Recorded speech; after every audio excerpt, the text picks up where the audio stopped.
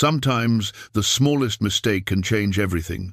One wrong name, one innocent hand reaching for a letter, and two lives are thrown into danger neither of them saw coming. Jacob Whitmore was a mountain man who kept to himself in the Wyoming hills. He'd lived 15 quiet years there, far from trouble. Then he handed a sealed letter to the wrong woman in town. Sarah Bennett was a schoolteacher. Sarah Beaumont was the daughter of the territory's most feared cattle baron. By sunset, Jacob knew his mistake. 200 armed cowboys were riding toward his cabin, sent by a man who didn't forgive and didn't forget. The letter held a secret worth killing for. Now Jacob and Sarah must stand together and face an army in the darkness. What was in that letter? Before we jump back in, tell us where you're tuning in from, and if this story touches you, make sure you're subscribed, because tomorrow I've saved something extra special for you. The Wyoming mountains in 1882 were unforgiving to most men, but Jacob Whitmore had made his peace with them 15 years ago. He'd built his cabin with his own hands in a high valley where the pine trees grew thick and the streams ran cold and clear even in August. It was a day's hard ride from the nearest town, and that suited him just fine. Jacob was 43 years old, though the mountain life had weathered him in ways that made exact age hard to pin down. His hands were strong and scarred from years of trapping, skinning, and working leather. His beard was full and dark, touched with grey at the edges. His eyes were the colour of storm clouds, and they held the kind of quiet that came from a man who'd seen enough of the world to know when to speak and when to stay silent. Every week, Jacob made the journey down to Prescott Valley with pelts and whatever else he'd trapped or crafted. The town sat in a broad valley where cattle ranchers had built their empires and farmers tried to carve out honest livings from stubborn soil. It wasn't much of a town, a main street with a general store, a saloon, a boarding house, a church, and a schoolhouse that doubled as a meeting hall. But it was civilization, and even a mountain man needed supplies. The general store was run by Otto Garrett, a German immigrant who'd come west with dreams of gold and settled for steadier work. Otto knew Jacob's routine as well as anyone could. Every Tuesday morning, Jacob would arrive with his pack mule loaded down, and they'd conduct their business with few words and fair prices. Otto never pried into Jacob's past, and Jacob appreciated that more than the man probably knew. The town had grown some in recent years.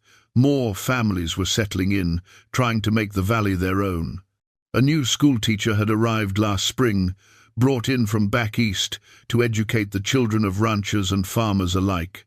Her name was Sarah Bennett, and she'd caused quite a stir when she first stepped off the stage.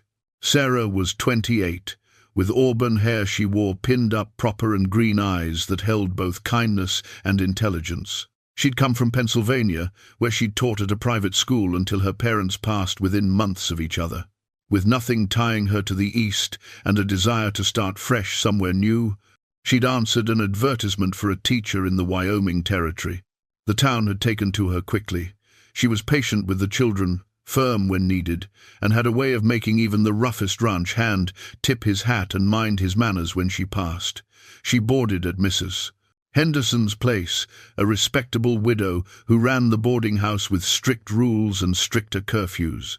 Jacob had seen the new teacher a handful of times in his weekly visits. They'd exchanged polite nods, but never much conversation. He wasn't much for talking, and she seemed to understand that about the mountain folk who came to town. There was a quiet respect between them, the kind that didn't need words, but Prescott Valley lived under a shadow that no amount of respectability could quite lift. That shadow had a name, Beaumont. The Beaumont family controlled nearly every acre of grazing land for 30 miles in any direction. Old Thomas Beaumont had come to the territory 40 years ago with nothing but ambition and a ruthless streak that would make his fortune. He'd claimed land, run off settlers, and built a cattle empire through means both legal and otherwise. Now in his 70s, Thomas ruled from his ranch like a feudal lord, and the three territories knew better than to cross him. His children had inherited his disposition, The eldest, Cormac, ran the day-to-day operations with an iron fist. The middle son, Patrick, handled the financial side and had connections in Denver and Cheyenne that kept the law looking the other way. The youngest was a daughter, Sarah Beaumont, who'd been sent east for schooling and was expected back any season now. The Beaumont ranch employed over 200 men, cowboys, ranch hands, enforcers, whatever you wanted to call them. They were loyal to the brand and quick to violence if the family demanded it. The local sheriff, a man named Wilkes, wore a badge but answered to Beaumont money. Everyone in Prescott Valley knew it, and most had learned to live with it. Jacob had stayed clear of Beaumont business. He lived too far up in the mountains to be of interest to them, and his small trapping operation didn't compete with their cattle concerns. He'd heard stories, of course. Every man in the territory had.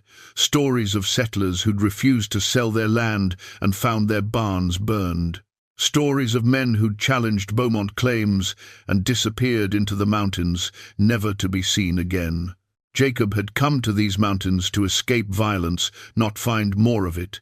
He'd left his past behind all of it and built a life of solitude and simple survival. His days followed a rhythm as old as the land itself. Check the trap lines at dawn. Skin and prepare whatever he'd caught. Tend to his small vegetable garden and the chickens he kept. Fish the streams when the trapping was slow. Read by lamplight in the evenings from the small collection of books he'd accumulated over the years. It was a lonely life, but it was his own. He answered to no one, depended on no one, and troubled no one. That was how he wanted it. The knife he carried had been his father's, and his grandfather's before that. It was a simple hunting knife with a bone handle, worn smooth from generations of use. Jacob kept it sharp and oiled, and it hung at his belt as naturally as his own hand. That knife had skinned more animals than he could count, carved the beams of his cabin, and whittled toys he sometimes left anonymously for the children in town. It was a tool, but it was also a reminder of the men who'd come before him, who'd lived honest lives working the land. His father had been a trapper in Montana before the war. His grandfather had trapped before that. It was in Jacob's blood, this life.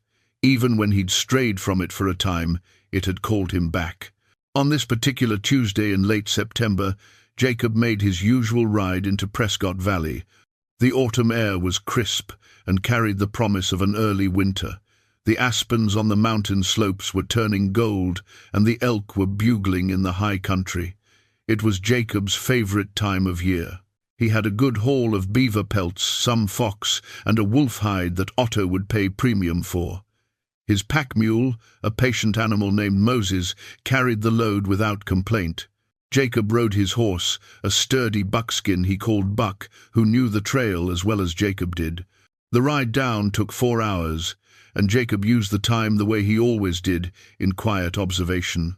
He watched for game sign, checked the weather in the clouds, and let his mind rest in the simple rhythm of travel.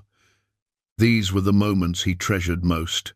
No demands, no complications, just a man and his animals moving through country that hadn't changed much since the old trappers first came through.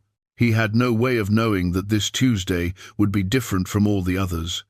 No way of knowing that a simple errand would unravel the careful life he'd built. No way of knowing that by sunset, everything would change.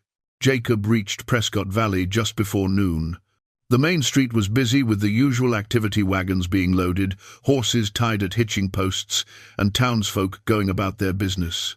He guided Buck and Moses to the general store, where Otto was already waiting on the porch. "Jacob," Otto said with a nod, his thick accent making the name sound like Jacob. "Good timing. I have customers waiting for quality pelts." They conducted their business with the efficiency of long practice. Otto examined each pelt, named a fair price, and Jacob accepted with a handshake. The wolf hide brought a particularly good sum. A rancher up north was willing to pay premium for it. "You'll be staying for supplies?" Otto asked, as he counted out the money. Just the usual, Jacob said. Coffee, flour, salt, some tobacco if you've got the good kind. Always do for you. Otto disappeared into the store, and Jacob waited on the porch, watching the street. That's when he saw the stranger. The man was young, maybe 25, with the look of a ranch hand, dusty clothes, worn boots, a hat pulled low. But there was something nervous in the way he moved. Glancing over his shoulder as he approached the store, he caught sight of Jacob and seemed to make a quick decision. "Excuse me, sir," the young man said, his voice tight with urgency. "You heading back up the mountain today?" "I am," Jacob said carefully. "I need a favor. A big one." The young man pulled an envelope from inside his jacket. It was sealed with red wax, and a name was written across the front in careful script. "I need you to deliver this to Sarah at the boarding house. It's important. Real important." Jacob looked at the envelope, then at the young man's face. There was fear there, poorly hidden. "What's this about?" "Can't say, but it needs to get to her today. I'd do it myself, but—" He glanced over his shoulder again. "I can't be seen. Please, I'll pay you." "Keep your money," Jacob said, taking the envelope. The name read simply, "Sarah. I'll see it gets delivered." The relief on the young man's face was immediate. "Thank you. You don't know what this means." He started to turn away, then looked back. "Make sure it's today, and make sure she reads it private-like. It's personal." Before Jacob could ask anything more, the young man hurried off down the street, disappearing around the corner toward the livery. Jacob looked down at the envelope in his hand. Something about the whole encounter felt off, but he'd given his word. Otto returned with his supplies, and they loaded everything onto Moses. Jacob mentioned he needed to make a stop at the boarding house. "Mrs. Henderson's place?" Otto raised an eyebrow. "You courting someone, Jacob?" "Delivering a letter," Jacob said more curtly than he intended. Otto chuckled and went back to his work. Jacob led his animals down the street to the boarding house, a 2-story building with a fresh coat of white paint and flower boxes in the windows. Mrs. Henderson kept a respectable establishment, and everyone knew it. But as Jacob approached, he saw the schoolhouse across the way. The children were at recess, playing in the yard, and through the window he could see someone moving inside. The teacher, he assumed. Sarah. Jacob looked at the envelope again. Sarah. The boarding house was where Sarah Bennett lived, but she'd be at the school right now. It would save time to deliver it there, and he was already behind schedule for the ride home. He made his decision and walked Buck over to the schoolhouse. He tied the horse and approached the door, knocking twice. "Come in," a woman's voice called. Jacob entered, removing his hat. Sarah Bennett stood at her desk, organizing papers. She looked up with a friendly smile that faltered slightly at the sight of a mountain man in her doorway. "Can I help you?" she asked politely. "Got a letter for you, ma'am," Jacob said, holding out the envelope. "Asked to deliver it today." Sarah's expression shifted to curiosity. She crossed the room and took the envelope, examining it. "From whom?" "Young fellow in town. Didn't give his name, said it was personal and important." Sarah studied the envelope a moment longer, then nodded. "Thank you for bringing it. That was kind of you." Jacob nodded, replaced his hat, and left.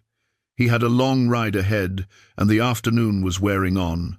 He mounted Buck and headed out of town, his mind already turning to the evening chores waiting at the cabin. Inside the schoolhouse, Sarah waited until the mountain man was gone before she broke the seal on the envelope. The letter inside was written in a hurried hand, and as she began to read, her face went pale. The letter described things that made her hands shake. Cattle rustling, yes, but worse than that. It detailed planned violence against settlers who wouldn't sell their land. It named names, ranch hands, who'd committed murders on orders from above. It described how the Beaumont family had maintained their empire through intimidation, bribery, and blood. The letter was a confession of sorts, written by someone who'd participated in these crimes and could no longer live with the weight of them. It pleaded for help, for justice, for someone to finally stand up to the Beaumonts, and it was signed with initials J.T. Sarah read it twice, her mind racing. Why had this been sent to her? She was just a school teacher. She had no power, no authority. What was she supposed to do with information like this? She looked at the envelope again, at her name written across it. Just Sarah. No last name, no. Her heart sank as understanding dawned. There was another Sarah, Sarah Beaumont, the daughter, the one everyone said was coming back from her schooling in the East. This letter wasn't meant for her at all. Jacob was 3 hours into his ride home when the realization hit him like a physical blow. He'd been thinking about the nervous young ranch hand, about the urgency in his voice, about the sealed letter marked personal. Sarah at the boarding house. That's what the young man had said. Sarah at Mrs. Henderson's boarding house. Sarah Beaumont was staying at the boarding house. Everyone in town had been talking about it for weeks, how old Thomas had finally brought his daughter home, how she was staying at Mrs. Henderson's until her rooms at the ranch were properly prepared. Jacob had delivered the letter to the wrong Sarah. He reined Buck to a hard stop, his mind working through the implications. A nervous ranch hand, a sealed letter, instructions to deliver it privately. And now he'd given it to the school teacher instead of the cattle baron's daughter. Whatever was in that letter, it was important enough to make a grown man scared, important enough to require secrecy. And Jacob had just handed it to the wrong person. He turned Buck around and kicked him into a gallop. Moses, unburdened now, kept pace behind them. Jacob pushed them hard, harder than he liked, but he needed to get back to town, needed to explain the mistake, needed to get that letter back. Before what? Before someone discovered his error? Before the wrong people found out? The sun was already sinking toward the western peaks. Jacob urged Buck faster, his mind filled with a growing sense of dread he couldn't quite name. It was the same feeling he'd had years ago, right before everything in his old life had fallen apart. The feeling that something bad was coming, and there was nothing he could do to stop it. By the time he reached Prescott Valley, the streets were quiet with early evening. He rode straight to the schoolhouse, but it was dark and locked. He tried the boarding house next, asking Mrs. Henderson if she'd seen the schoolteacher. Sarah Bennett? She left about an hour ago, seemed troubled about something, didn't say where she was going. Jacob's chest tightened. And the other Sarah? Miss Beaumont? Left this morning for the ranch. Her father sent an escort. Mrs. Henderson gave him a curious look. Why? What's this about? But Jacob was already moving, back to his horse. He needed to find Sarah Bennett, needed to get that letter. But even as he rode through the darkening streets, he saw something that made his blood run cold. Dust clouds on every horizon, riders, dozens of them, converging on the town from multiple directions, and they were all coming from Beaumont land. Someone had discovered the mistake, and now they were coming to fix it. Jacob had maybe an hour of daylight left, and an army was closing in. He had to find Sarah Bennett, and he had to do it now. Dawn came cold and grey to the mountain valley. Jacob had been awake for hours, watching through the spyglass as the army assembled below. He'd been counting, and the numbers were worse than he'd feared. 212, he said quietly. Sarah came to stand beside him, wrapped in a blanket against the morning chill. She'd tried to sleep but gave up around midnight. All of them? All that I can see. Could be more in the trees. Jacob swept the glass across the assembled force. They'd organized themselves with military precision, 3 groups of about 70 men each, positioned to approach from different angles. Someone down there knew what they were doing. Which one is Cormac? Sarah asked. Jacob focused on the center group, where a man on a large black horse was giving orders. Even at this distance, Jacob could see the authority in how the other men deferred to him. That one, on the black stallion. They watched as the riders began their advance, moving slowly and carefully up the mountain trails. Jacob estimated they'd reach the cabin in about 30 minutes. Not enough time to do much more than they'd already done. A flash of silver caught Jacob's eye through the spyglass. Something had been placed carefully on a flat rock about 200 yards from the cabin. Jacob adjusted the focus and saw it clearly. A silver pocket watch, expensive and ornate, sitting on the rock like a calling card. "He wants to talk first," Jacob said. "How do you know?" "The watch. It's a message. Says he's a civilized man, that he can afford to be patient." Jacob lowered the spyglass. "Men like Beaumont, they like to win twice. Once by force, and once by breaking you before they even have to fight." Sarah's face hardened. "Then let's not give him the satisfaction." 15 minutes later, a voice called out from below. Deep, commanding, with the kind of confidence that came from never being told no. "You in the cabin, my name is Cormac Beaumont. I believe you have something that belongs to my family." Jacob moved to the window but stayed back from it, out of sight. Sarah stayed low behind the table they'd reinforced. "Don't know what you're talking about," Jacob called back. "I think you do." Cormac's voice was patient, almost friendly.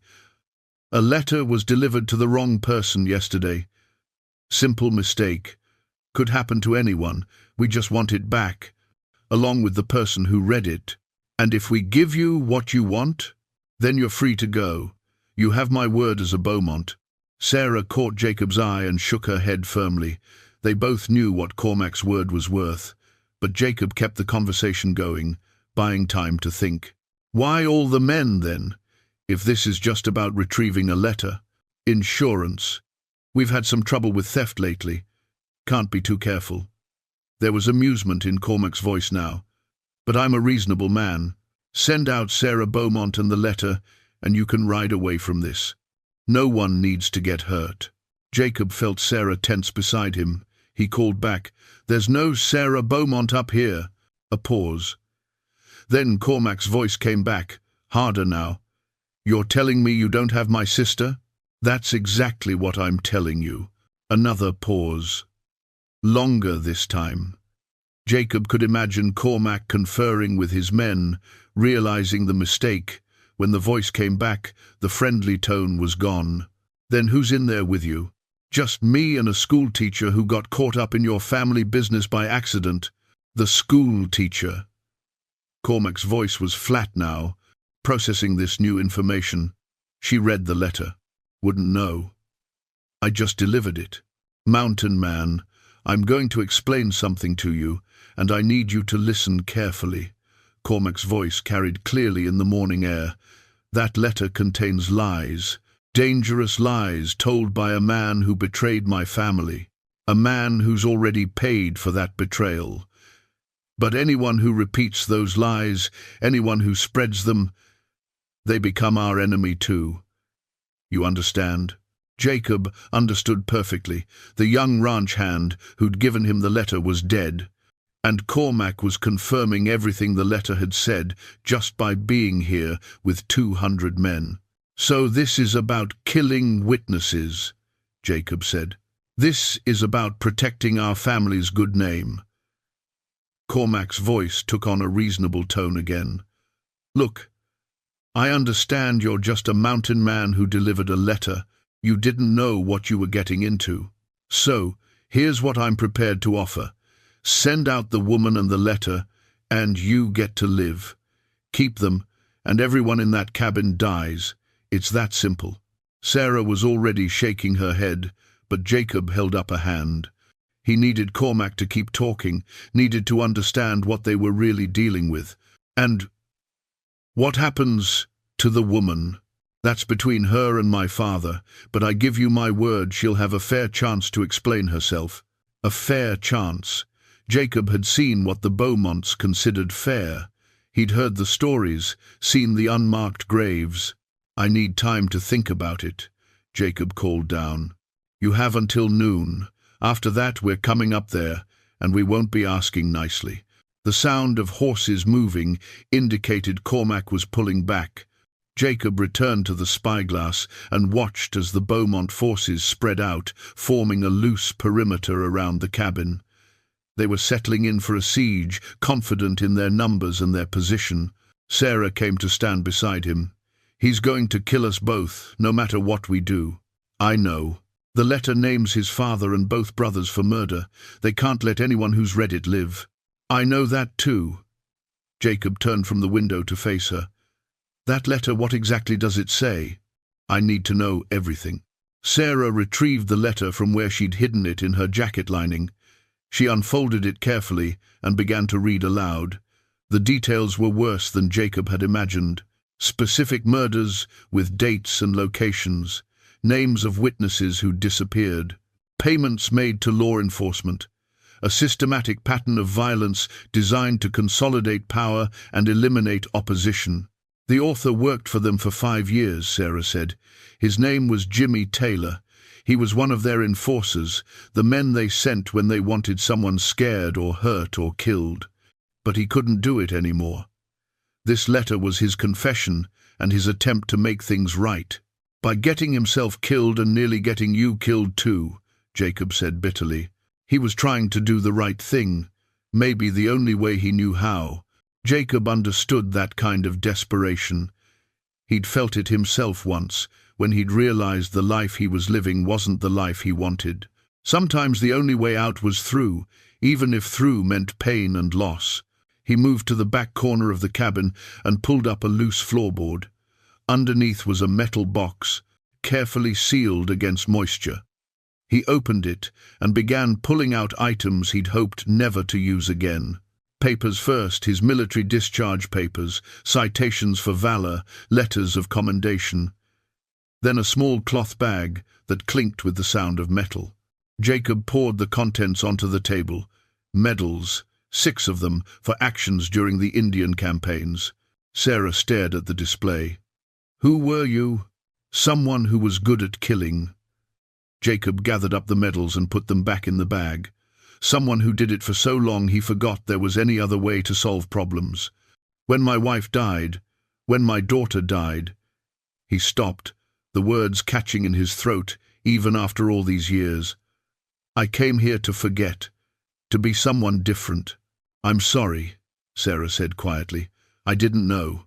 No one did." That was the point. Jacob looked at the medals one more time, then put them away. "But it doesn't change what we're facing now. Cormac Beaumont is out there with an army, and at noon he's going to order them to attack." Sarah was quiet for a moment, then asked, "Can we hold them off? In here? With these walls and our supplies?"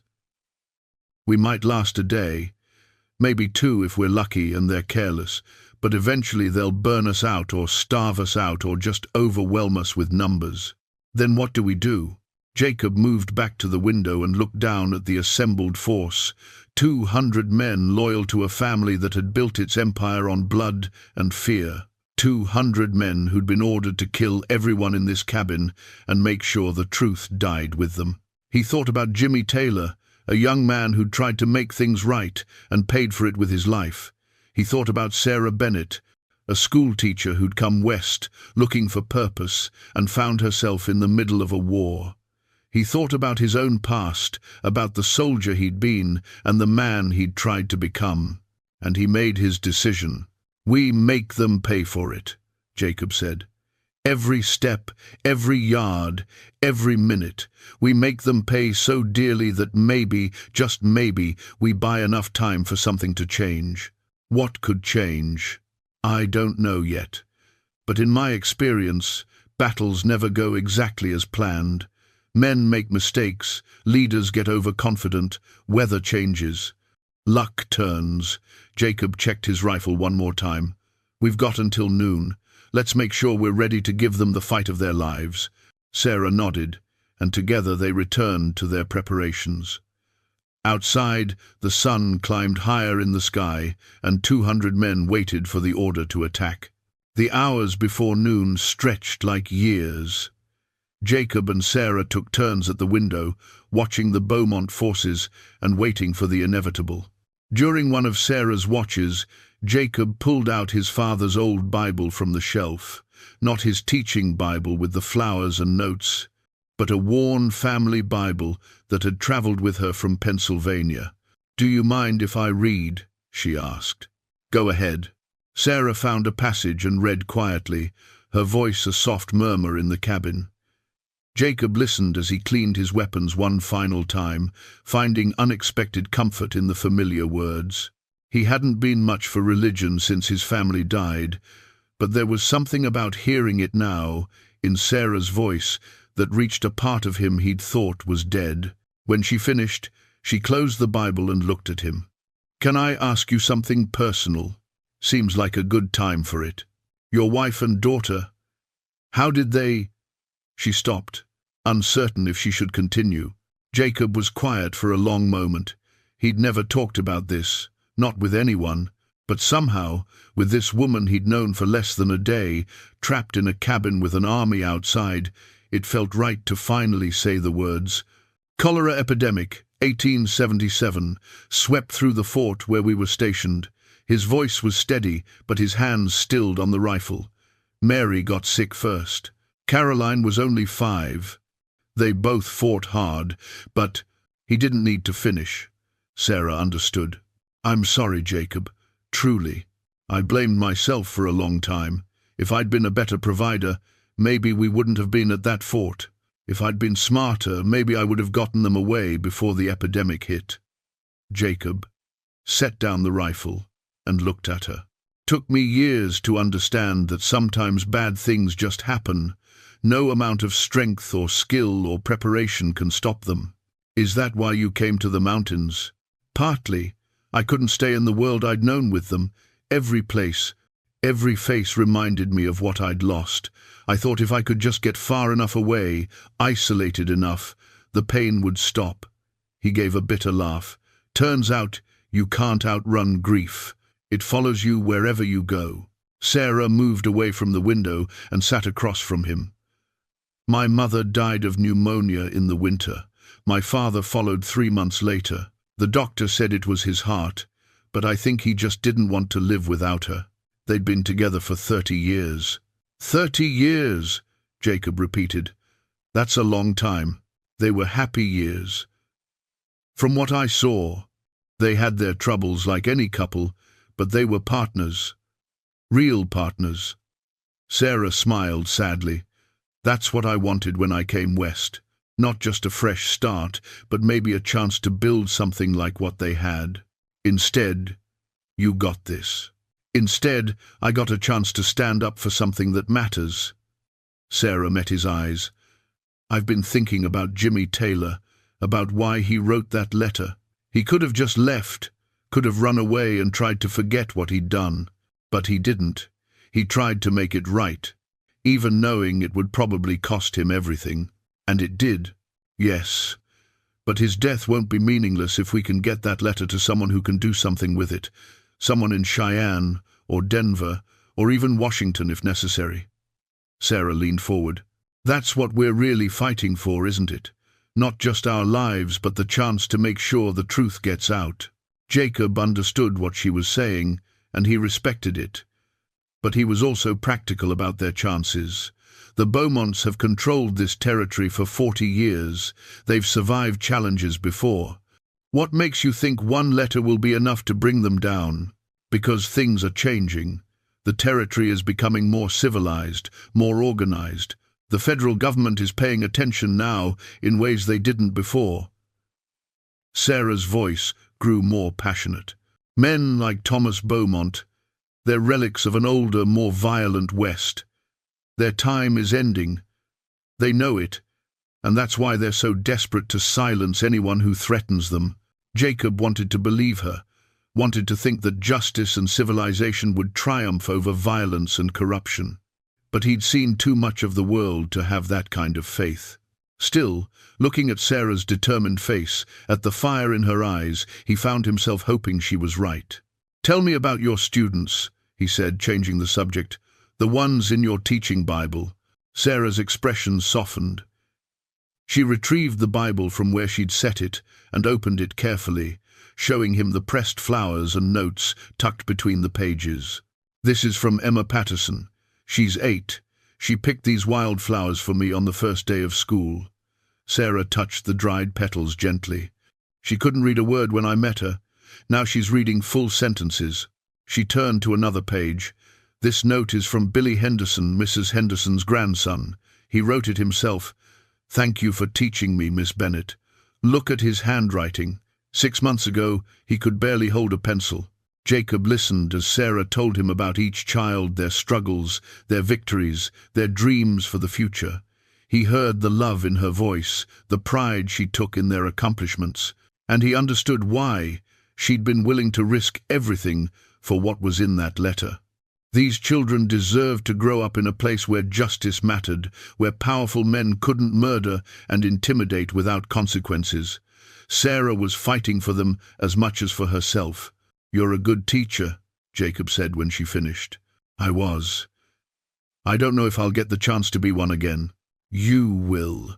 Jacob surprised himself with the certainty in his voice. "Whatever happens today, you're going to survive this. I'll make sure of it."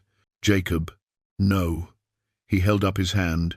"You asked me earlier if we could hold them off. The truth is, one person probably can't. But one person can buy enough time for another person to escape. I'm not leaving you here alone. You might have to. If it comes to that, if I tell you to go, promise me you'll take that mine shaft and get to Cheyenne. Promise me you'll make sure that letter gets to the territorial marshal." Sarah was quiet for a long moment. Finally she nodded. "I promise, but only if you promise to try your hardest to survive, to come with me if at all possible." "I promise." They shook hands on it. A formal agreement between two people who'd gone from strangers to partners in less than 24 hours. Jacob held her hand a moment longer than necessary, feeling the strength in her grip, the calluses from her work as a teacher. Outside, the sun reached its zenith. Noon had arrived. A voice called from below Cormac Beaumont, giving them one final chance to surrender. Jacob and Sarah looked at each other, and in that moment they both knew what their answer would be. Jacob moved to the window and called back, his voice clear and strong. "The answer is no. We're not giving you anything. If you want what's in this cabin, you're going to have to come and take it." The silence that followed was heavy with promise. Then Cormac's voice came back, cold and final. "So be it. May God have mercy on your souls, because we won't." The sound of rifles being cocked echoed across the valley like thunder. The siege of Jacob Whitmore's cabin had begun. The first shots came at 5 minutes past noon. They weren't aimed at the cabin, not yet. They were warning shots, fired into the air to demonstrate the Beaumont force's firepower and resolve. The sound echoed off the mountain walls, multiplying until it seemed like 1,000 rifles were firing at once. Jacob had seen this tactic before in his cavalry days. It was designed to break the spirit of defenders, to make them understand how vastly outnumbered they were. He had to admit it was effective. Even knowing what to expect, the sheer volume of gunfire made his chest tight. Sarah flinched at the sound, but kept her position by the window. "How long before they actually attack?" "Not long. Cormac will send a small group first, test our defenses. When they report back, he'll know what he's dealing with." Sure enough, 10 minutes later, a group of about 20 riders began moving up the trail. They approached carefully, using the trees and rocks for cover. These weren't typical ranch hands. They moved with too much discipline, too much training. "Cavalry," Jacob muttered, "or former cavalry. How can you tell? The way they move, the way they're using the terrain." Cormac's brought in professionals. That complicated things significantly. The riders got within 100 yards before Jacob decided to show them what they were facing. He took careful aim with his rifle and fired a single shot, kicking up dirt 3 feet in front of the lead rider's horse. The message was clear. "I can hit you any time I want." The riders pulled back, faster now, returning to the main force.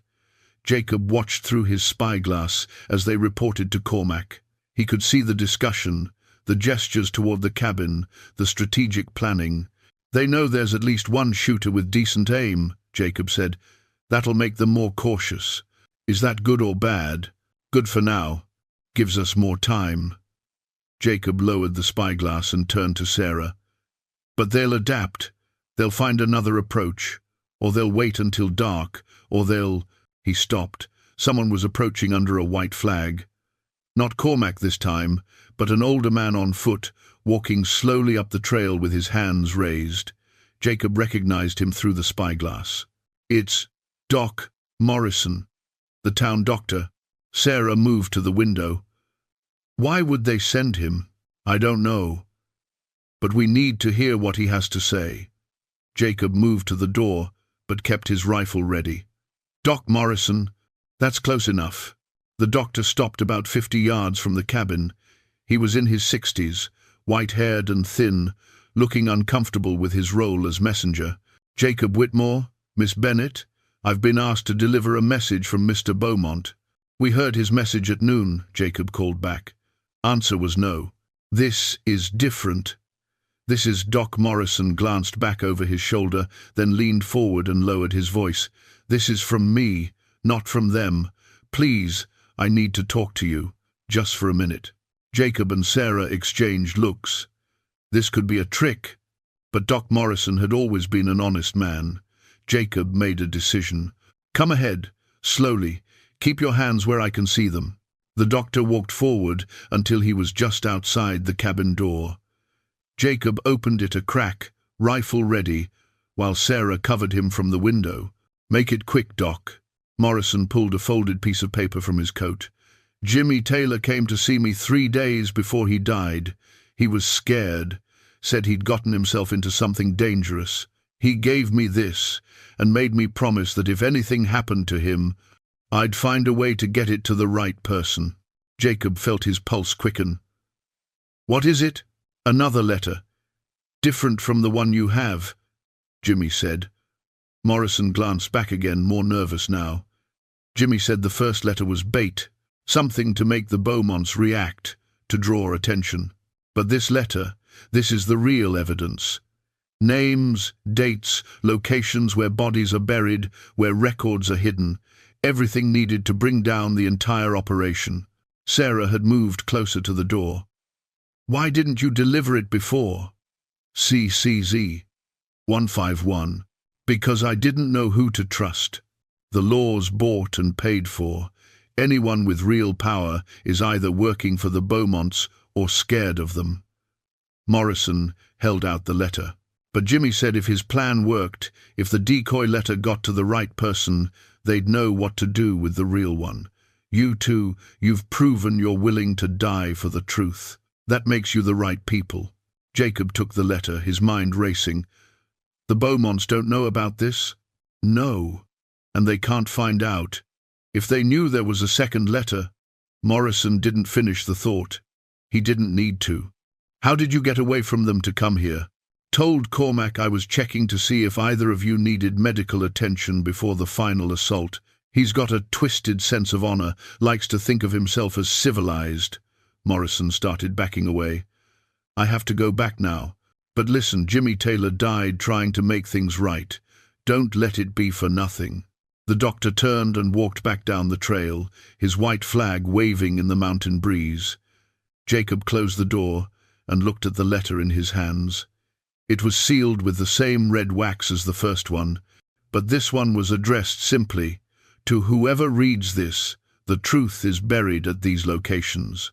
Sarah came to stand beside him as he broke the seal. The letter inside was longer, more detailed, and written in the same hurried hand as the first, but the contents were far more damning. It started with a confession. Jimmy Taylor described how he'd been recruited by the Beaumonts at age 20, desperate for work and not asking too many questions. He detailed his first job, intimidating a farmer into selling his land for half its value. Then his second job, which involved burning a barn. Then his third, which involved more than property damage. The letter chronicled 5 years of escalating violence, beatings, murders, cover-ups. Jimmy provided specific details. dates, locations, the names of victims and perpetrators. He described where bodies were buried, exact coordinates using landmarks and natural features. He explained how the Beaumonts kept two sets of books, one for the tax authorities and one that showed their real operations. He named corrupt officials, detailed bribery schemes, and explained how the family maintained their power through a network of fear and payoffs. But the most damaging part came near the end. Jimmy described a meeting that took place 3 months ago, where Thomas Beaumont and his sons discussed their long-term strategy. They knew the territory was changing, knew that statehood was coming, and with it more federal oversight. Their plan was to consolidate power quickly, eliminate any remaining opposition, and position themselves as legitimate businessmen before anyone could challenge them. The letter ended with a simple statement: "I can't undo what I've done, but I can make sure everyone knows the truth. By the time you read this, I'll be dead, but these locations contain proof of everything I've written. Use it. End them." Sarah read over Jacob's shoulder, her face growing paler with each paragraph. When she finished, she looked up at him with something between horror and determination. "This isn't just about cattle rustling or intimidation. This is systematic murder spanning years, maybe decades. And if this information gets out," Jacob understood the implications now, "it won't just destroy the Beaumont family. It'll implicate everyone who worked with them, everyone who looked the other way. Half the territorial government could go down, which is why they're willing to kill us for it." Jacob carefully folded the letter and handed it to Sarah. "Hide this with the other one. Make sure they're somewhere the Beaumonts won't find them if when they search the cabin." Sarah took the letters and moved to the stone fireplace. She pulled out a loose stone near the base, creating a small cavity, and tucked both letters inside. Then she replaced the stone so carefully that no one would notice it had been moved. "If I have to run," she said, "I'll remember where they are." Jacob returned to the window with his spyglass. The Beaumont forces were moving again, reorganizing into a different formation. He counted at least 50 men preparing to advance, with others providing covering positions. "They're coming soon," he said, "and now we know why they're so determined. Because we don't just have evidence of their crimes," Sarah said quietly. "We have a map to all the evidence. Bodies, records, witnesses, everything they need to bury is written down in those letters. And as long as we're alive, those letters can be found." They stood in silence for a moment, absorbing the full weight of what they now possessed. 2 letters written by a dead man, containing enough information to topple an empire built on blood and fear. Information that men would kill to protect, and that 2 people were now willing to die to preserve. Jacob had thought he understood the stakes before. He'd been wrong. This wasn't just about survival anymore.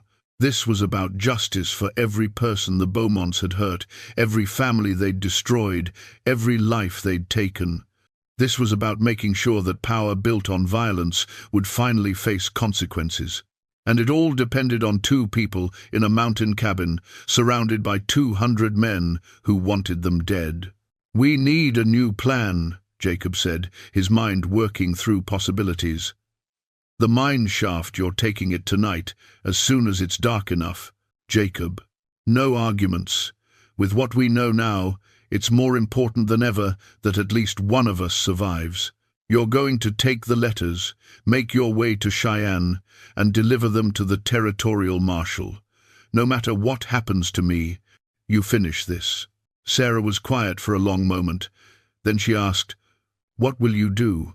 "Buy you as much time as I can." Jacob checked his weapons one more time. "And make sure that if they do take me, I go down fighting hard enough that they believe they got everything. You'll have a head start before they realize you've escaped.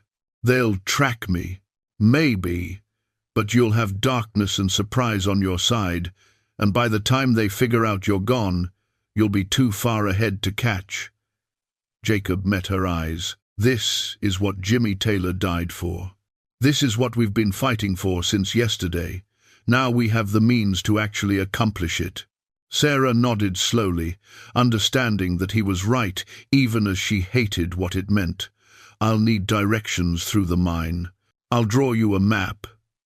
"And Sarah," Jacob hesitated, then said what needed to be said. "If I don't make it, tell people that a mountain man tried to make up for past mistakes. Tell them that at the end, he stood for something that mattered. I will. But you're going to tell them yourself, because you're going to survive this." Jacob wanted to believe that, wanted to think they could both walk away from this alive. But he'd been a soldier long enough to know the odds. Sometimes, the best you could hope for was that your death meant something. Outside, Cormac Beaumont gave an order. The sound of it carried clearly up the mountain, and then, with the precision of trained men, the attack began in earnest. The first wave hit the cabin like a storm, 50 men advancing in coordinated groups, providing covering fire for each other as they moved up the trail. Jacob had fought in enough battles to recognize professional tactics when he saw them. These weren't amateur ranch hands shooting wildly. These were men who'd been trained for combat. He took his time with the first shot, letting them get close enough to feel confident. Then he squeezed the trigger, and a man went down, clutching his shoulder. Not a kill shot. Jacob wanted them to know they were facing someone who could choose where his bullets went. The advancing force hesitated, seeking cover. Jacob used that moment to shift position, firing from a different window. Another shot, another man down. Sarah was at the opposite window with the shotgun, not firing yet, but ready if anyone got too close. "Don't waste ammunition," Jacob reminded her. "Make every shot count." The siege continued for 2 hours, with waves of men advancing and being driven back. Jacob's marksmanship kept them cautious, unable to make a direct assault without taking casualties. But he could see their strategy developing. They were probing for weaknesses, testing different approaches, learning the cabin's defensive capabilities. Worse, they were slowly surrounding the cabin, cutting off potential escape routes. Jacob had expected this, but it still troubled him. If Sarah was going to use the mine shaft, they needed to move soon. "How much ammunition do we have left?" Sarah asked, during a lull in the fighting. Jacob did a quick count. Enough for maybe 2 more hours of sustained fighting, less if they push hard. "And then?" "Then it comes down to my father's knife and whatever else we can use." Jacob reloaded his rifle, his movements automatic from years of practice. "But it won't come to that. You're leaving before we run dry." The sun was beginning its descent toward the western peaks. In another 3 hours, it would be dark enough for Sarah to attempt the mine shaft escape. Jacob just had to hold out until then. A new tactic emerged in the next wave. The Beaumont men approached with large wooden shields, barn doors torn from their hinges and carried like Roman shields. It was crude but effective, giving them cover as they advanced. Jacob's shots splintered the wood but didn't penetrate. "They're adapting," Sarah observed. "Good men always do." Jacob shifted to target the men's legs beneath the shields. Another shot, another man down. But adaptation takes time, and time is what we need. Around 4 in the afternoon, the attacks suddenly stopped. Jacob watched through his spyglass as the Beaumont forces pulled back to their original positions. Cormac was reorganizing, changing his strategy. "What are they doing?" Sarah asked. "Rethinking their approach. They've taken casualties. I count at least 8 wounded, maybe more." Cormac's realizing this won't be as easy as he thought. Jacob collapsed the spyglass. He'll try something different next. Maybe wait until dark, maybe try to smoke us out. Sarah moved away from the window and sat at the table, pulling out the letters from their hiding place. She read through them again, her lips moving silently as she memorized key details. "If something happens to me," she said, "if I lose the letters somehow, I need to be able to tell the authorities what's in them." Smart thinking. Jimmy Taylor mentions specific locations. 3 graves in Box Canyon, records hidden in a barn near Swift Creek, a witness living under a false name in Denver. Sarah closed her eyes, committing it to memory. If I can remember even half of this, it might be enough. Jacob watched her work, impressed by her focus under pressure. Most people would have fallen apart by now, but Sarah had the kind of strength that came from deep conviction. She wasn't just fighting for survival, she was fighting for a purpose larger than herself. He moved to the back of the cabin and pulled aside a rough wooden partition, revealing the mine shaft entrance. The opening was barely 3 feet high, reinforced with old timbers that Jacob had shored up over the years. He'd explored about half a mile of the shaft when he first built the cabin, knowing it could serve as an emergency exit. "Come here," he called to Sarah. "I need to show you the route." Sarah joined him, and Jacob lit a lantern so she could see into the darkness. The shaft descended at a gentle angle, the walls rough-hewn rock that glistened with moisture. "Stay to the right, where the shaft branches about 200 yards in. The left branch collapsed years ago." Jacob pulled out paper and began sketching a rough map by lantern light. "At half a mile, you'll reach a large cavern. Cross it, keeping the wall on your left. On the far side, there's another tunnel, narrower but passable. That leads to the canyon exit. How will I know when I'm there? You'll feel wind, fresh air from outside. The exit is partially hidden by brush, but you can push through." Jacob added details to the map, landmarks, hazards, approximate distances.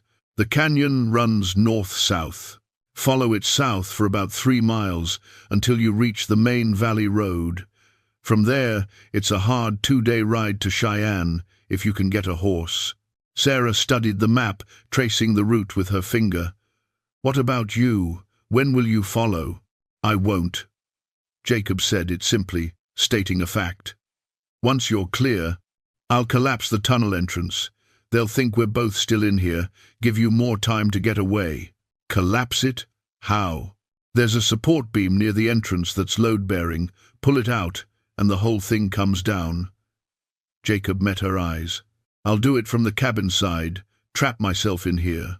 But it means they'll focus all their attention on this position, not on searching for you."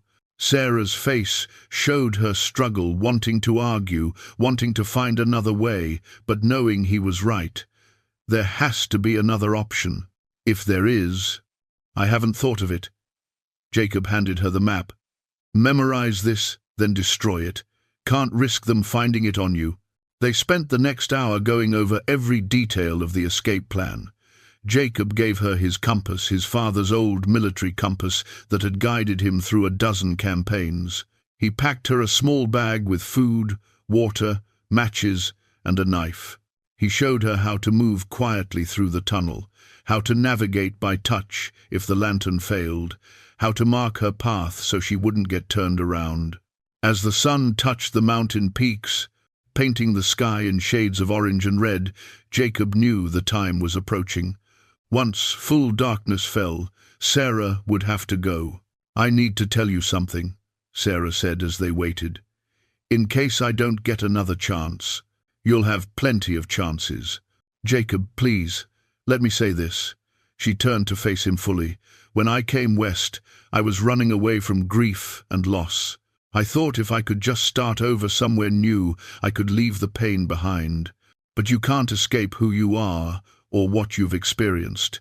It shapes you, makes you who you need to be for whatever comes next." Jacob understood what she meant. He'd tried the same thing, and it had taken him 15 years to learn that lesson. "What I'm trying to say is—" Sarah paused, choosing her words carefully. "Meeting you, fighting alongside you, it's reminded me that isolation isn't the same as peace. Real peace comes from standing with others, from fighting for something that matters, from being willing to sacrifice for a cause larger than yourself." "Sarah, I know we barely know each other. I know this situation is extreme and emotions run high.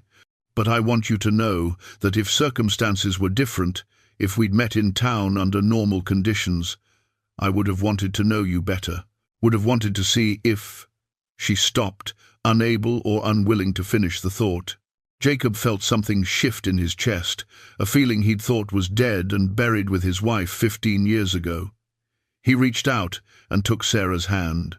"I know," he said quietly. "I feel it too." They stood like that for a moment, two people who'd been thrown together by chance and mistake, finding an unexpected connection in the face of violence and death.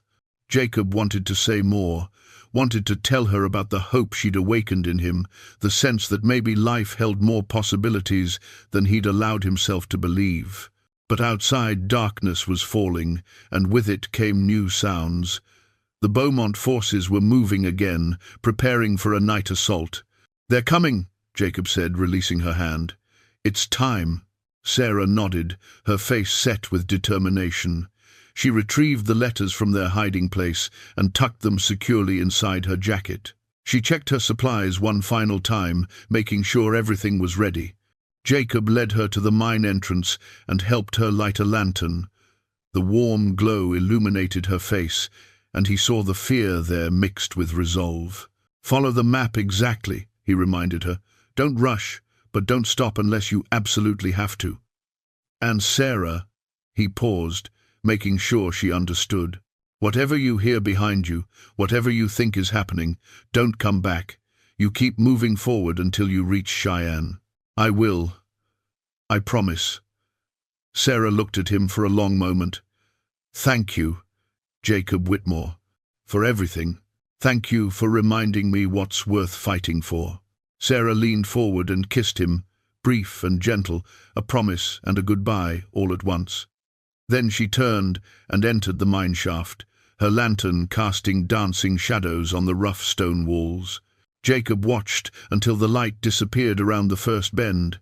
Then he moved to the support beam he'd identified, the one that held up the tunnel entrance. He'd need to wait, give her enough time to get deep into the mountain before he brought it down. 30 minutes, maybe 40. He returned to the main room and took his position at the window. The Beaumont forces were moving in darkness now, using the cover of night to advance.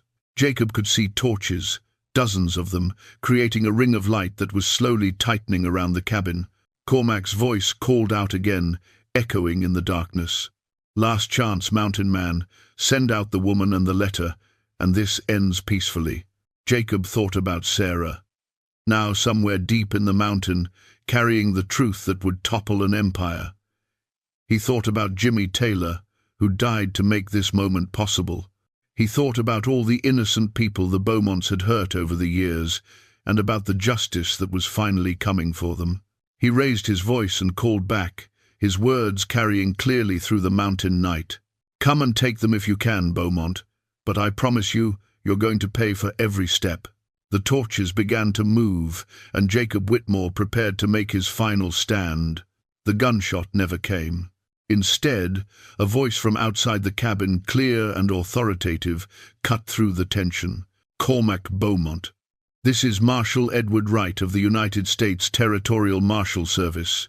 You and your men are surrounded. Drop your weapons." Cormac froze, his pistol still aimed at Jacob. For a moment, no one moved. Then, from outside, came the unmistakable sound of dozens of rifles being cocked in unison. "I said drop your weapons. Now." Jacob saw the calculation in Cormac's eyes, the weighing of options, the realization that his 200 men might be outgunned, and certainly were outmaneuvered. Slowly, Cormac lowered his pistol. "Outside, all of you. Hands where we can see them." The Beaumont men filed out, leaving Jacob standing alone in his destroyed cabin. He sank down onto what remained of his chair, the adrenaline draining away and leaving only pain and exhaustion. His shoulder throbbed, his cuts burned, and he was fairly certain at least 2 of his ribs were cracked. But he was alive. And Sarah had escaped. Marshal Wright entered the cabin, a tall man in his 50s with a steel-grey mustache and the bearing of someone who'd spent his life enforcing law in hard places. He took in the scene with experienced eyes. "Jacob Whitmore? That's me. You look like hell, Mr. Whitmore." Wright moved closer, his expression mixing respect and concern. You're also either the bravest man I've met or the most foolish. Probably both. How did you—" Jacob's voice was rough from smoke and shouting. "How did you know?" "We didn't. Not at first." Wright helped Jacob to his feet. "Let's get you outside where my deputy can look at those wounds. Then I'll explain." Outside, the scene was surreal. Cormac Beaumont and his men sat on the ground with their hands on their heads. Surrounded by what Jacob now saw was a force of at least 50 federal marshals and cavalry troops. Torches illuminated the scene, and in their light, Jacob saw faces he recognized: Otto Garrett from the general store, several farmers and ranchers from around Prescott Valley, even Doc Morrison.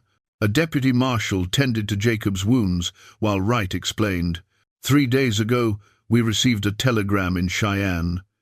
Anonymous tip about illegal activities by the Beaumont family. Normally, we'd need more than an anonymous tip to mobilize, but this one included specific details, dates, locations, names. Enough that we had to investigate." Jacob understood. Jimmy Taylor.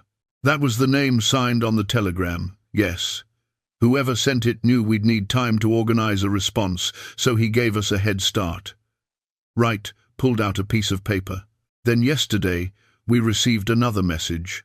This one from Doc Morrison here, saying that a mountain man and a school teacher were under siege by the Beaumont family and needed immediate assistance." Doc Morrison stepped forward, looking both proud and nervous. "I couldn't just stand by. After I delivered that second letter to you, I rode straight for the telegraph office. The operator is a friend. He sent the message before anyone could stop him." "The Beaumonts controlled the telegraph," Jacob said. "They thought they did. But not everyone in this territory is afraid of them. Not anymore." Wright gestured to the assembled townspeople. "When word spread that you two were making a stand, people started coming forward. Witnesses, victims, people who'd been terrorized into silence. We've been gathering testimony all day." Jacob looked at the faces around him, ordinary people who'd found their courage because 2 strangers had been willing to stand against corruption. It was humbling and inspiring in equal measure. "The school teacher," Jacob said urgently. "Sarah Bennett. She escaped through a mine shaft. She's carrying evidence letters that detail everything the Beaumonts have done. She's trying to reach Cheyenne." Wright nodded. "We'll send riders to intercept her on the Valley Road, bring her in safely. She doesn't need to make that journey alone anymore. She has names, locations, everything needed to—" Jacob stopped as a commotion at the edge of the clearing caught his attention. Riders were arriving, escorting someone. In the torchlight, Jacob saw auburn hair and a determined face streaked with dirt and exhaustion. Sarah. She dismounted before her escort could help her, her eyes searching the crowd until they found Jacob. Relief flooded her face, followed immediately by concern when she saw his injuries. "You're alive," she said, moving to him. "You came back. I heard the gunfire stop. I heard voices shouting about marshals." Sarah pulled the letters from her jacket. "I couldn't keep running when I knew help had arrived. I had to know." She didn't finish. Jacob reached out with his good arm and pulled her close, and she came willingly, the letters clutched between them. They stood like that for a long moment, 2 people who'd survived against impossible odds, who'd trusted each other when trust was all they had. Marshal Wright cleared his throat diplomatically. "Miss Bennett, I presume?" "I'm Marshal Wright. I believe you have something for me." Sarah reluctantly pulled away from Jacob and handed over the letters. Wright read them by torchlight, his expression growing harder with each paragraph. "This is enough," he said finally. "More than enough. The Beaumont family's empire ends tonight." Cormac Beaumont, sitting with his men, heard those words. His face showed the full realization of defeat, not just a battle lost, but everything his family had built over 40 years crumbling in a single night. "You can't prove any of that," Cormac said, but his voice lacked conviction. "We can, and we will," Wright replied. "Your man Jimmy Taylor was very thorough. He gave us locations where evidence is buried. We've already sent teams to verify. By morning we'll have bodies exhumed, records recovered, witnesses protected." He folded the letters carefully. "Your father and brothers will be arrested by noon tomorrow. You're all going to face justice for every crime detailed in these letters." Jacob watched as the reality of defeat settled over the Beaumont men. Some looked relieved, men who'd been forced into service and could now be free. Others looked defiant, loyal to the end. But Cormac himself just looked broken, a man who'd believed his family was untouchable, learning too late that no one was above the law. Doc Morrison approached Jacob and Sarah. "I'm sorry I couldn't help sooner. I'm sorry. I was too afraid." "You helped when it mattered," Sarah interrupted gently. "You gave us that second letter. You sent for the marshals. You saved our lives." "Jimmy Taylor saved your lives," Morrison said. "I just delivered his final message." They all stood in silence, thinking about the young ranch hand who'd given everything to make things right. His name would be remembered, Jacob thought, not for the crimes he'd committed, but for the courage he'd shown at the end. 3 weeks later, Jacob stood outside the schoolhouse in Prescott Valley, a legal document in his hand. His shoulder still ached from the torn muscle, and his ribs were still tender, but he was healing. The physical wounds, at least, would fade with time. Sarah emerged from the schoolhouse, her students streaming past her into the afternoon sunshine. She'd been back at teaching for a week now, and the routine had helped both of them find their footing after everything that had happened. "Is that what I think it is?" she asked, gesturing to the document. Jacob nodded. "Came through this morning. Official commendation from the territorial governor for extraordinary courage in defense of justice and the rule of law." He read the words with a mixture of pride and embarrassment. "They're making us out to be heroes, aren't we?" Sarah smiled. "Maybe not the way we planned, but yes, I'd say we earned it." The past 3 weeks had been transformative for Prescott Valley and the entire territory. The Beaumont family, Thomas, Cormac, and Patrick, were in federal custody in Cheyenne, awaiting trial on charges ranging from murder to racketeering. The evidence Jimmy Taylor had documented proved overwhelming. Martial rights teams had recovered bodies, found hidden records, and secured testimony from witnesses who'd been too afraid to speak before. The territorial newspapers had covered every detail. Jacob and Sarah's stand at the mountain cabin had captured public imagination, a mountain man and a schoolteacher facing down 200 gunmen to protect the truth. The story had spread beyond Wyoming, picked up by papers in Denver, San Francisco, even back east where Sarah's old colleagues read about her with amazement. But the real victory, Jacob thought, wasn't in the headlines or the commendations. It was in the change he saw in the town around him. People walked taller now, spoke more freely. The shadow that had hung over the valley for 40 years had lifted, and in its absence, something new was growing. "Walk with me?" Sarah asked. They strolled down the main street, nodding to townspeople who called out greetings. Otto Garrett waved from the general store. Mrs. Henderson smiled from her boarding house porch. Even Sheriff Wilkes, who'd resigned in disgrace and was awaiting his own legal proceedings, had been replaced by a deputy marshal who actually enforced the law without bias. "I've been offered a position," Jacob said as they walked. "Deputy town marshal. Marshal Wright said they need someone who knows the territory and can handle himself in a crisis. Are you going to take it?" "I'm thinking about it." Jacob had spent 15 years avoiding exactly this kind of responsibility, but recent events had taught him something important. Isolation isn't the same as peace. "You said that to me once, and you were right. Maybe it's time I stopped hiding from the world and started being part of it again." They reached the edge of town, where a small plot of land sat empty. It had once belonged to a farmer the Beaumonts had driven off. Now, with the family's assets being seized and redistributed, properties like this were becoming available. "I put in a claim," Sarah said, surprising him, "for this land, Thought maybe I could build something here. Not just a house, a real school.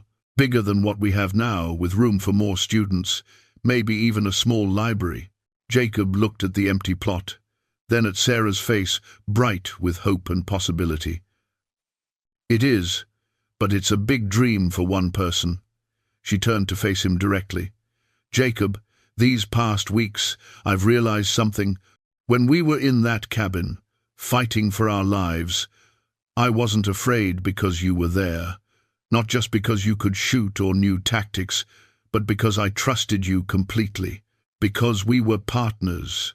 Jacob felt his heart beat faster. Sarah, I'm not asking for promises or commitments. I know we barely know each other, and I know we both have healing to do from our pasts. Sarah reached out and took his hand. But I'd like the chance to know you better. To see if what we felt in that cabin was just adrenaline and fear, or if it was something real, something that could last.